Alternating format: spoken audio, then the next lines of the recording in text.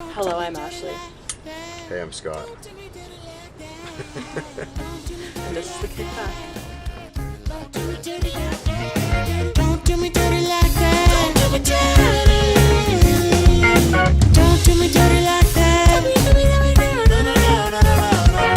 Don't do me dirty like that. Don't do me dirty like that.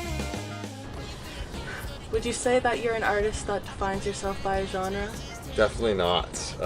Definitely not. I've been kind of jumping around the music scene for a lot of years, and I started out going to a lot of punk and emo shows as a kid before I really knew how to play any instruments. I was like my first band ever. I was like a screamo band and stuff. None of us really knew what we were doing. You were in a screamo band? Yeah. Oh my god. Yeah, I still make music like that. I just haven't released any recently. So I was kind of in a screamo band, and then I started making hip hop beats for some kids in my school that rapped and stuff. And did that for a while, and then while I was doing that, I kind of learned how to play my instrument better and stuff. And anyway, long story long, definitely not defined by genre. I think that album, my album Valentine that I put out, I kind of tried to make every song a different genre. So there's kind of a rap song and a punk song and a country song kind of all in that thing while still sounding like me. So my voice is super unique, so I feel I don't even think about the genre of music. I just think about something I could do to fit my voice a lot of the time, and then the song just takes part. Yeah. Because I feel we're just moving towards a genreless society, to be honest, and everything's just flowing into each other. I find country and rock. I mean, country and rock have always been two genres that are just equally kind of the same, but with this indie wave world, everything. Yeah. But I think that's interesting that you definitely have a unique voice. Not gonna lie. But yeah, that is a very interesting concept to have different genres on an album, because I think we're so used to putting those in those boxes, right? Mm-hmm. So, yeah. I think I have I found a couple sounds that work for me. So my two newest songs, Broken and Carlos, I don't know when this is coming out, if there'll be more out, whenever this comes out, but I have a full album that's kind of more of a cohesive sound that's that fits that sort of sound. And then I have at least an album or two of stuff that I play with my band. When I would play shows around Toronto, I have kind of a blues rock type band. So that, I wouldn't say it's traditional blues rock, but it's definitely more that realm than my recorded stuff or whatever, right? So I find I'll find different sounds that work for me, but I wouldn't necessarily call it a genre exactly, because a lot of the time, like you say, things don't fit exactly in one bubble. I almost think there's almost a Spotify genre of New Music Friday. Very goes through true. cycles of right now we're edging into that pop punk world. I think Very I true. think that's gonna be the next wave, Machine Gun Kelly and all those guys. It went from the SoundCloud rap kind of sound. True. Which was kind of the most punk rock stuff that I had heard in a while, where you wanted to mosh to Yeah. stuff, whatever. That kind of evolved into getting more pop, and then there's that lo-fi dream pop that was super popular, still is right now. And anyway, I think those are that's gonna be the new genre of just the new Music Friday genre. Yeah, that's really what's cool funny right now. that Spotify is definitely a genre. When people have Apple Music, what are you doing? No hate to Apple Music. I just I don't know it, so I'm not gonna speak on it because I don't know too much about that stuff. But I think they do playlists and stuff as well. I think now. so. Yeah. I think so too. But yeah, you're totally right. Willow Smith, shout out. Her songs are amazing. I love her, and she she's taking that whole genre of punk rock, whatever you want to call it, and making it like 2022. You know what I mean? Because I think we have, at least for me, I have always had this idea of what pop punk and punk rock is, and it's all influenced by early 2000s. And a little bit early 2010s, but early 2010s, I was definitely down the emo realm. Lots of scene haircuts still. Well, even Olivia Rodrigo's new album is kind of all over the place with a ballad and then like basically a Misery Business ripoff. I track or know. whatever. So As an that song avid slaps. Paramore fan, I don't know how I feel, but the song does slap. I think it slaps. Yeah. It does slap. Yeah, but like early 2010s, I still love Paramore. Yeah. Hayley Williams, I literally used to because we only had a First Choice haircutters in the town that I grew up in, and like before I had an iPod, but I would print off pictures of Hayley Williams and like go into the First Choice haircutters and be like, this please, Yeah. this please, this is exactly what I want. And how'd they do?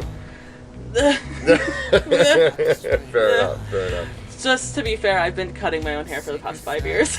So they didn't do So, great. Yeah. no, and I still don't do great on my own hair, but Yeah, talking about artists, we know that I love Hayley Williams now. But what are some artists or bands that have influenced your style? Yeah, that's like so hard to say because I feel like I listen to so many different types of music or whatever. So like I said, like I went to a lot of shows back with Alexis on Fire is one of my favorite bands of all time. Yeah. But I wouldn't say my music sound. No, fair enough.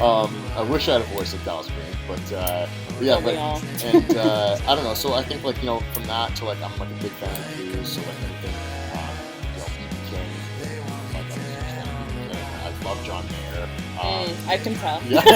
I could tell I think much. anyone who plays guitar loves John Mayer. Yeah, fair enough. If you don't, you're lying or you haven't listened to him enough. Exactly. And then I like a lot of rap stuff as well.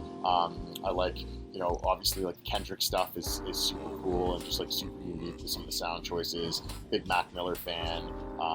Anderson .Paak is like amazing. God.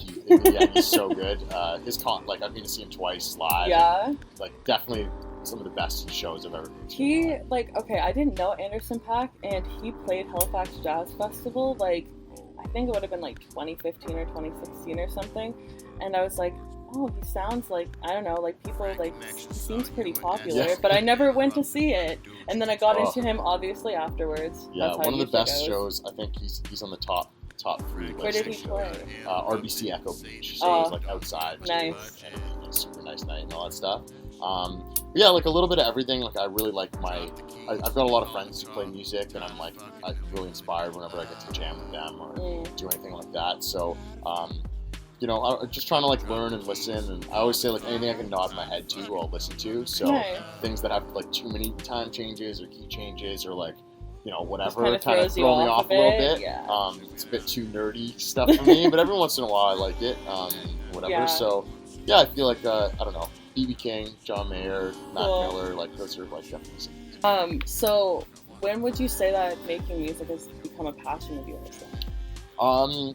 That's a good question because I've been playing guitar or into music, making beats, playing guitar and stuff since I was probably 15. 15 I started playing guitar, 16 I started making beats and stuff. But I only really took it seriously, I guess, in 4th year university. I joined this band, The Wilderness, out in Kingston. They're still together and they're great. Shout out to those guys, they're awesome. Go check out their records. But me and Jonas kind of randomly got together at an open mic or something like that, and put a band together, and it was just it was awesome. It was the first time that I realized I feel at that point I was good enough to play on stage, Yeah. Yeah. Because I had friends in bands all throughout high school, and Yeah. I would never get the invite to play with them. They'd need No. a bass player or something. They had simple songs, and they were just we can't trust them kind of thing to Oh, no. hit the notes or whatever. But I was always taking photos for their bands and hanging out and stuff. So I knew I wanted to be in that world, but it wasn't until The Wilderness where I was okay, this is I'm writing parts and jamming with these guys and getting tight. And we played a stupid amount of shows in the year that we were together, or the year that I was in the band, and just learned a lot and figured out what it meant to really get tight with the band and have chemistry with other bands. I think that's so important. I think that it's something that you can definitely see. You can see and then you cannot see on stage, especially because I love when people. I love when people are just they're so connected and you can tell that they're in sync. The drummer and the bassist just line up the guitar, like Yeah, all of it yeah. just like kind of like lines up, and they know, and they've put the work in and put Yeah. the practice in. And sometimes you just have natural chemistry with Yeah. like the guys that I play in my band with. Here we finally got our first practice in like a year and a half because of COVID just recently, and it was awesome. It was like we didn't miss a day. Like it was just like because we just ever since the four of us got together, it just has always kind of clicked. Nice. And I've played with a lot of people, and I love jamming with people, and I've had some where it's really clicked, and others where it hasn't, and that doesn't necessarily mean like you're not a good fit for each other. It just means sometimes it takes a bit more work. For sure. But these guys, I got lucky. They're all like really talented individually, Yeah. and like can really crush it. Yeah, that's such a special thing. Like when I was growing up, like me and my sister would sing together, and Nice. like I would, before when my register was higher, now I'm a low, like now I'm an alto.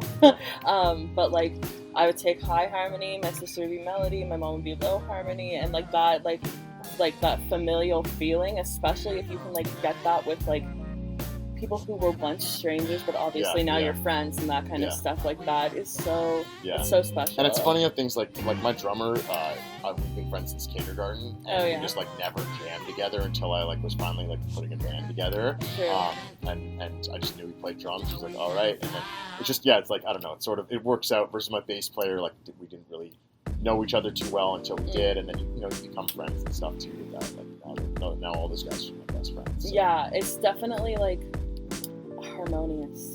So what would you say the easiest and the hardest thing is when you're songwriting? That's a great question. I think the hardest thing is usually the first lyric. That's Yeah. like what'll really tell for me if it's actually going to turn into a song as opposed to just an idea. I think like I can sit and noodle on guitar all day long, or chop up samples in Logic and make a beat or something like that. Like pretty.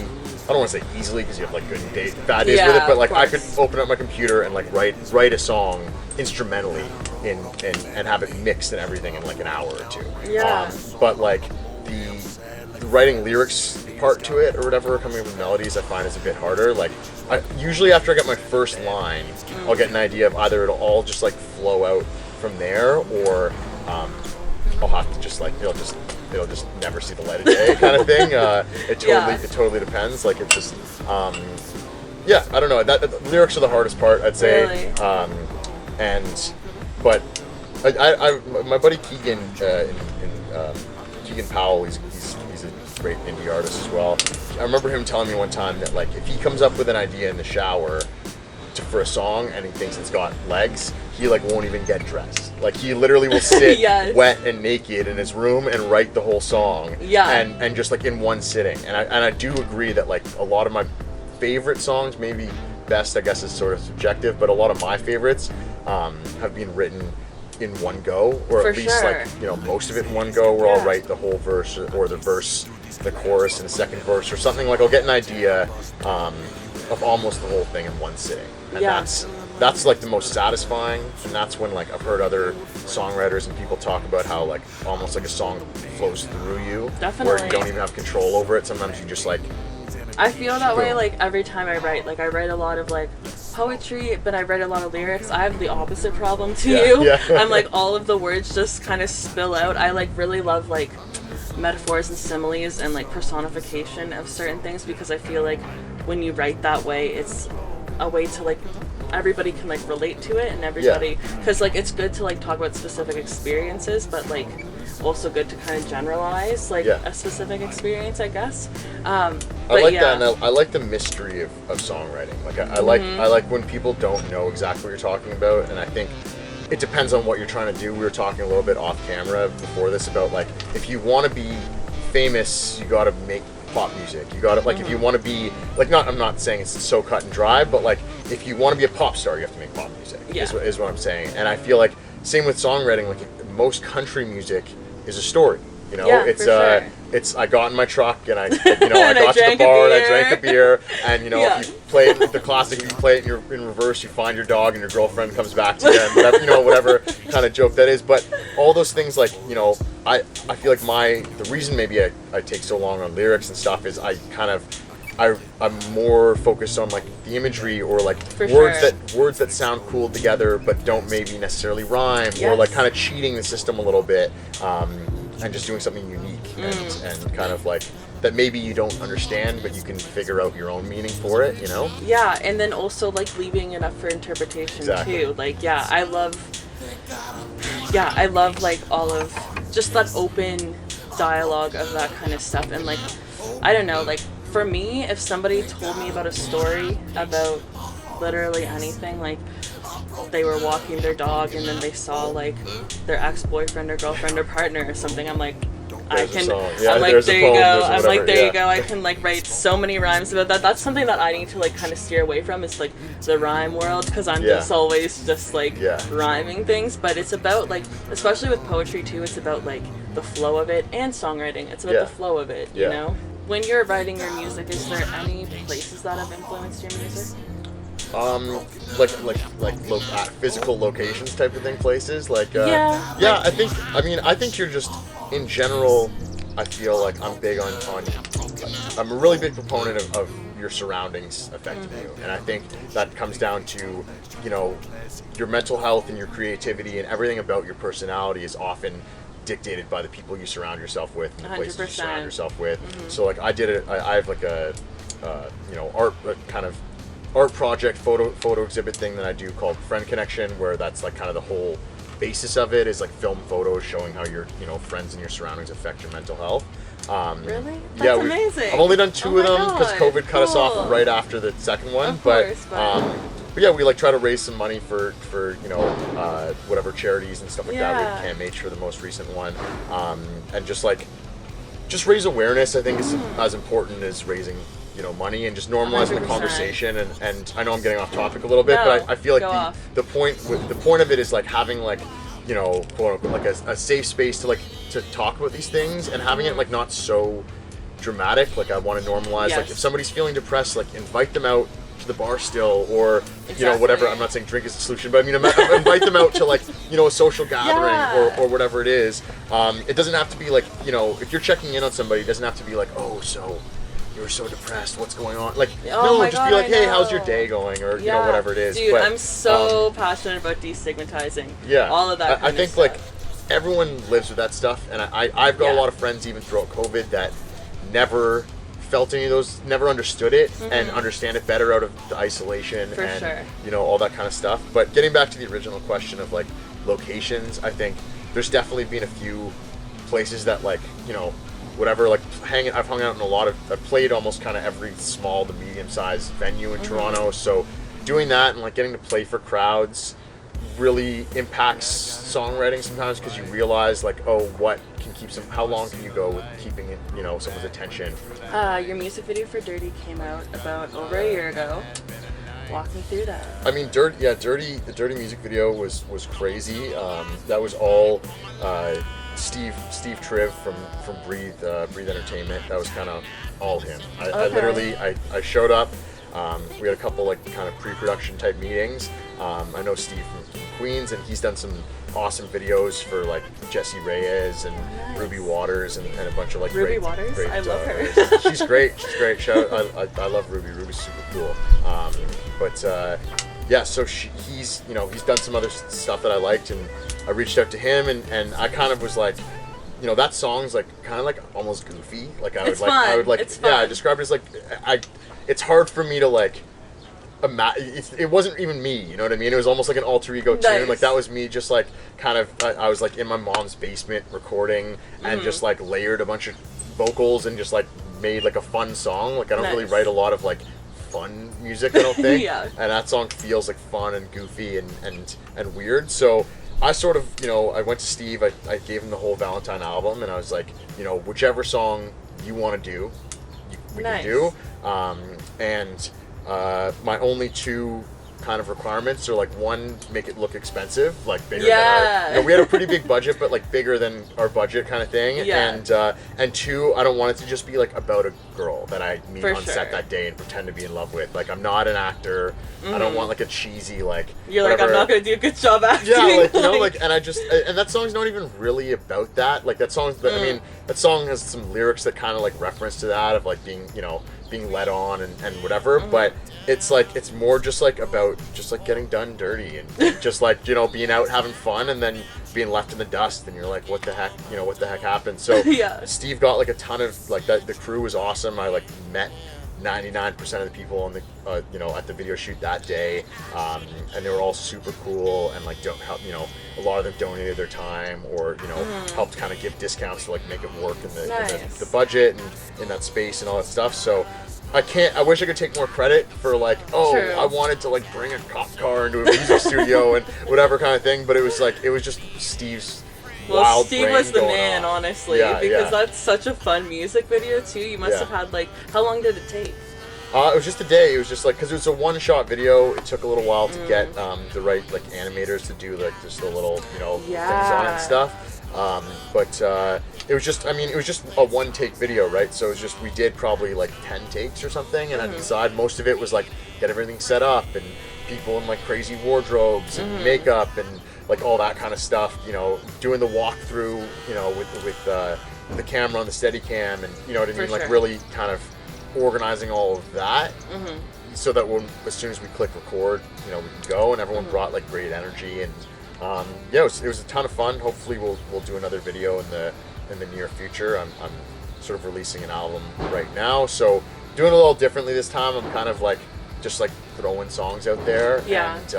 and seeing if any of them kind of stick to the wall, and if they do, then maybe going back and doing a visual for it, as opposed to kind of putting all my eggs in one basket and True. hoping for the best. But I think I don't know, I really like this new album I'm working on. I think it's a lot more cohesive, and kind of the best recorded music I've done yet.